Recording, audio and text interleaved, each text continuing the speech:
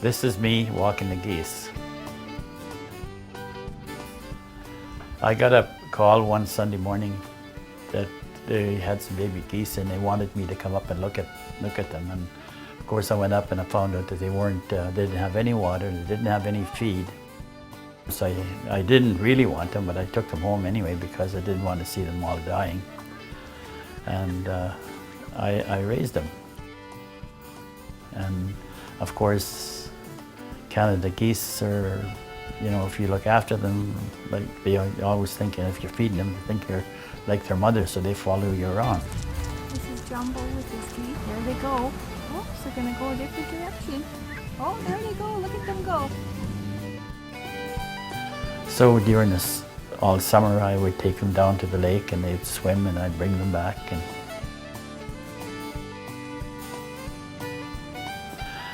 as they got just about ready to fly, I was scared that they'd be flying into the wires and electrical wires in town. So I lowered them in my boat and I took them out into the delta and released them. Now I don't know if I went back a couple of days later, they were still there, and I done that for twice, and next time I went back they weren't around, so I don't know if they got to fly and left. Yeah, things like this happen in Fort Chip.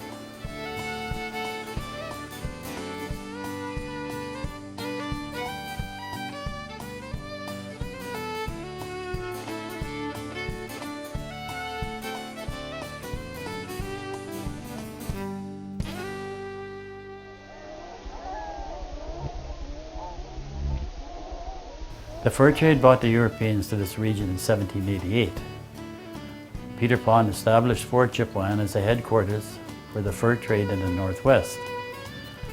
The settlement remained in its location for 10 years, during which time intermarriage between the Europeans and the Aboriginal people created the Metis of Fort Chipewyan. In 1798, Roderick Mackenzie relocated Fort Chipewyan to the North Shore for better access to the fur. Many other famous explorers used Fort Chipewyan as their base. George Simpson, Alexander Mackenzie, Sir John Franklin, Samuel Huron, Simon Fraser are all well known to the Canadians. The river was the Métis transportation, and the land between Fort Chipewyan and Athabasca were inhabited by the Métis for generations.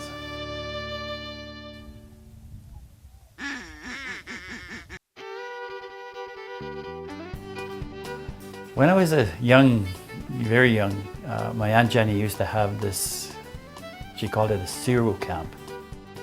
Well, sirop, I guess, is a French word for syrup. That's what I think anyway. So it would be like a syrup camp. She set up this camp where she had a tent and everything, and us kids would all go, like this is a whole bunch of boys and girls from Lincoln Town. We go out and we set the cans up on the birch trees and we catch a sap. So in the mornings we'd go out there, pick all the sap, bring it into her. And we'd go back there for lunch because she'd cook lunch for us, you know, and we're all eating outside, which was really good. Then after school we'd go back and we'd done this for about a week. But we bring all the sap from the trees, from the birch, and she had these big boiling pots, 4-gallon pails as a matter of fact. And they had a big fire going and they boiled all the sap until the syrup is there. And so everybody got a little jar of syrup for all their hard work, and that's what we had in the zero camp. And it's just if you took this home like on pancakes, oh man, that would taste good. Yeah.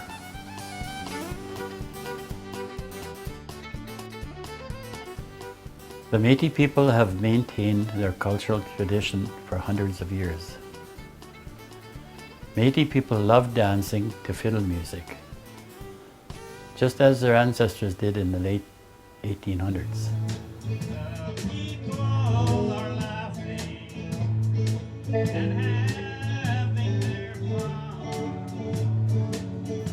At the Métis Days in Fort Chipewyan, the Métis people celebrate their rich culture with traditional food, jigging, and square dancing.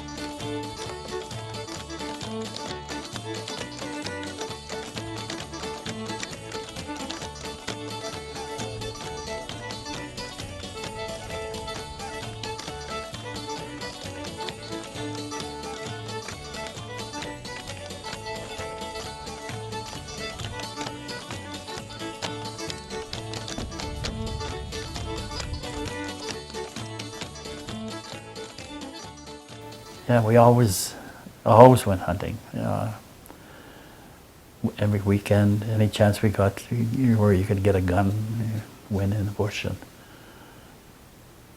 and we used to go. Again, in the 50s, a caribou used to come through, so of course we'd hook up our dogs, and especially on a Sunday when there was not too much to do, and go into some inland lake and find a herd of caribou, then chase them with your dogs, and oh yeah, it was a good time.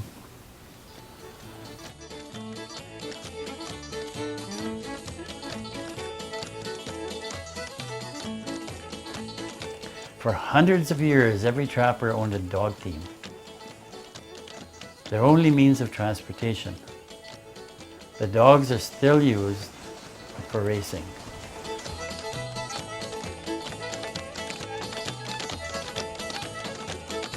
Dogs have always helped Métis for trapping.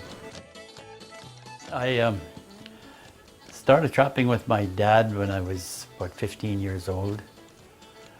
We went out into the rat camp. Then we lived in a tent. So he showed me what to do when we opened the rat house up, showed me on the inside of how a rat house looked. They have a nice little bed in there. They even have a place where they go to their washroom. Muskrats are very, very clean. This is their bed. You pull the bedding out and you set where there's a little bit of water, you set your trap there, so when the rat comes up to go into his bed, he steps on the trap and jumps in the water, and of course he can't come back up.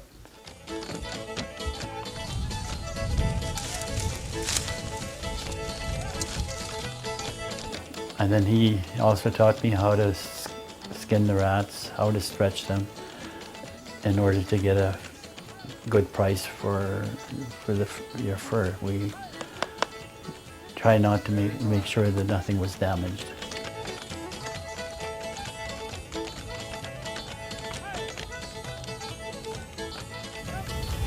And there's supper, the two muskrats, ready to go into the oven.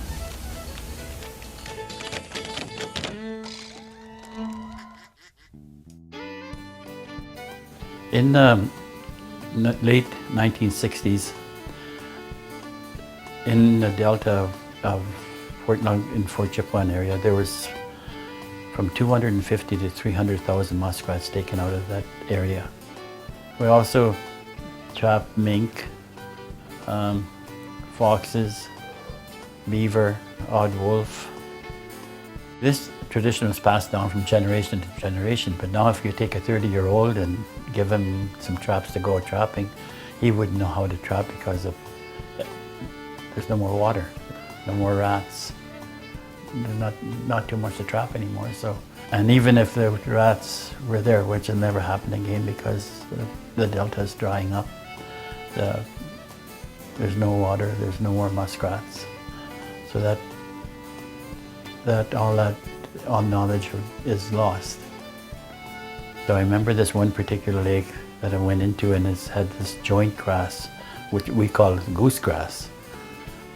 And the muskrats make their house with this, and they love eating it also. But there was a small lake, and I went in there, and there was about 50 houses, and this was in the spring of the year. And they're so active, there were so many rats in the house that the house was not frozen. I could open the house without an axe, just by pulling the goose grass aside. And now today, I went back and seen that lake here a while back, and there's just nothing but willows growing in it. No water, no nothing. So all that we lost all that also. A trapper is like a farmer. You know, he doesn't go to the lake and get rid of all the muskrats there is. He has to leave a seed. And muskrats breed quite frequently. So if you do it right, you've always got a lot of muskrats left on your line. But of course, you need water, and we don't have any water anymore, so that's no such thing as muskrats.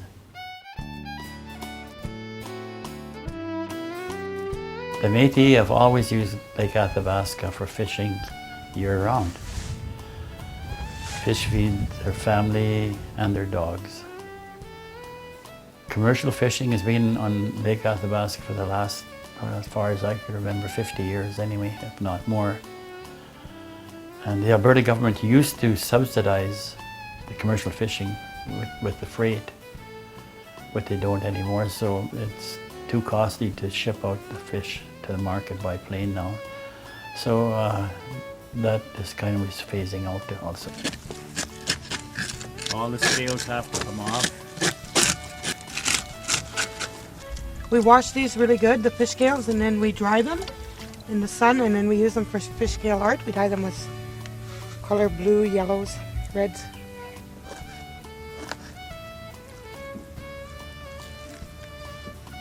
My dad just worked for the Wood Buffalo Park, and they had a bunch of dogs that they used to feed, so we fished all summer long to feed the dogs. What's that? This is a finished product. All smoked. That's after 24 hours. This is after 24 hours in the smokehouse, and usually a few hours on the line before it hits the smokehouse. And then in the winter time, we'd fish under ice. Like the lake would just freeze over. There wouldn't be any more than an inch of ice, and we'd be across there. My dad used to put the net in, like under ice, so that nobody else could get there ahead of him.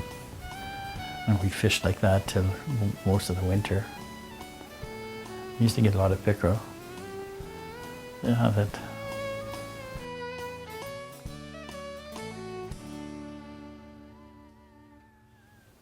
I'm showing all this as Métis moment in Fort Chip because I am a true Métis.